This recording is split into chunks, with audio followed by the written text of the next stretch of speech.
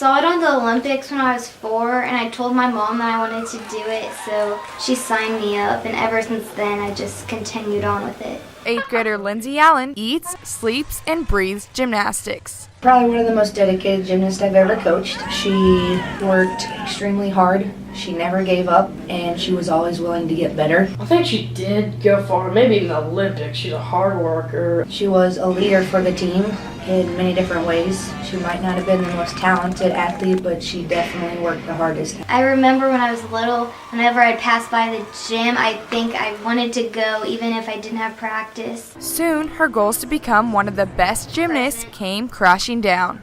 I was gonna compete level 10 that season. Lindsay was performing a double back off bars, which you release the high bar and you do 2 flips. And my hand just peeled off. Instead of letting go up here to give myself enough room, I was down here, and I still tried to get my 2 flips in, and I didn't have enough time, so I landed on my head and the back of my neck.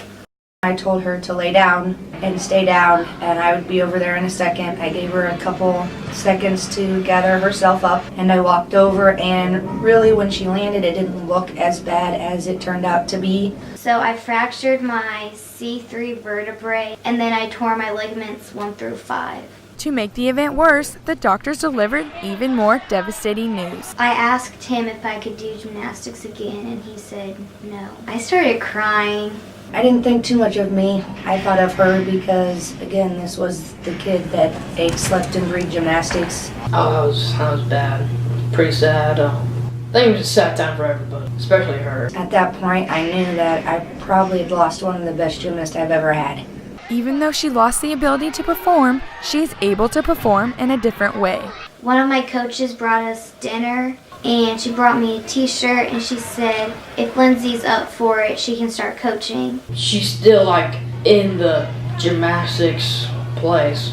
She's not totally out of it. I get to coach the little girls who are only 5 and 6. And knowing that she can coach girls that one time was her, I think that's good for her.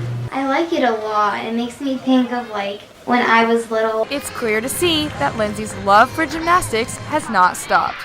I'm Cassidy Starrett,